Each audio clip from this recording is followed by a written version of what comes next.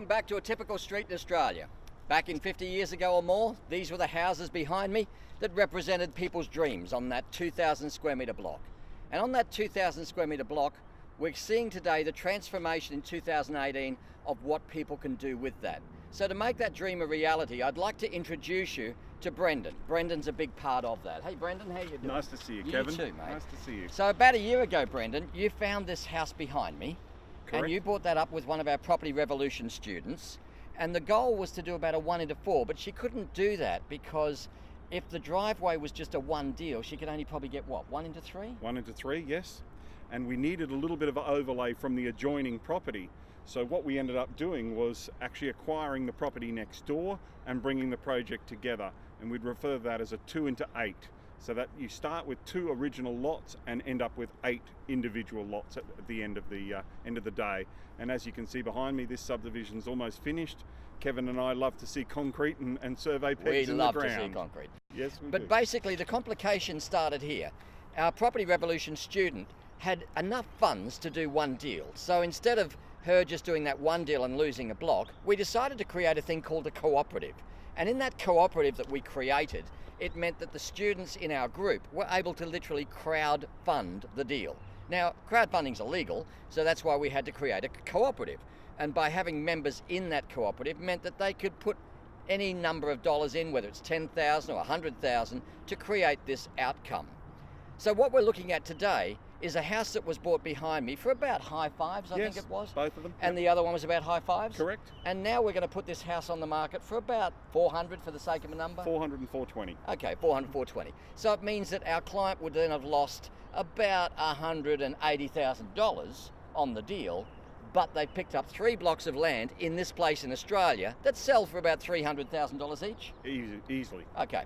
So therefore, you lose 180, you pick up 900,000. Not a bad deal. Yes. Right. Everyone's smiling. But it does cost money to do a subdivision, and for those of you in my Property Revolution, we will be posting those exact numbers so you know exactly what they were to understand the net profit. And as I've said before, it's not about the money, it's about the money. And so this is what happens in 2018.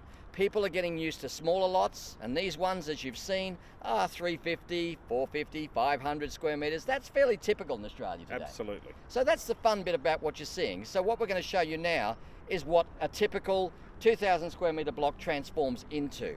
So basically a driveway straight down the centre, and that allows me to do 1 into 4, 1 into 4, save the houses, sell them for about $400,000 each, finish the subdivision, and the time frame in that is what, about a year? 12 months, yeah. About a year. Absolutely, 12 months. So 1 year from the time you acquire to the time you sell to the time you've sold them, and this one's issued title about 3 weeks ago? Yes, ready to go. And we've got what, 1 block left? 1 to go. And 1 house? Yep. And we've got a runner on that at the moment? Exactly, we're not the least bit worried about selling those. There'll be no stragglers in this market. So the lesson to learn is the money's always probably in the last block.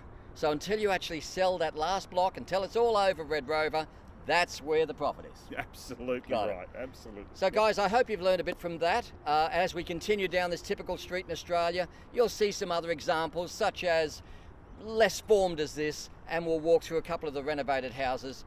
But I think what would be a great idea, Brendan, is I think we should go for a walk through a typical 1975 house so you get an idea of what they built back in those days and see how far we've come. So come on with us. It won't be amusing at all. So here we are inside the home that we talked about before, which was born in 1975. Now, a typical baby boomer's house had to come with the obligatory bar, it had to come with the obligatory bar room, and of course, to make my point, it also came with the obligatory dartboard.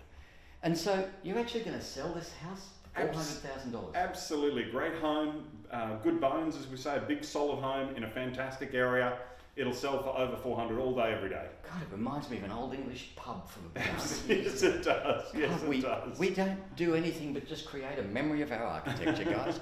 So anyway, next is we're going to have a look at something pretty special, and that'll be a subdivision that's not as advanced as this, but again, it's a 2 into 8, and you'll at least see the houses after they've been renovated to get some idea of how we transform them. So stick with us, guys. More coming up.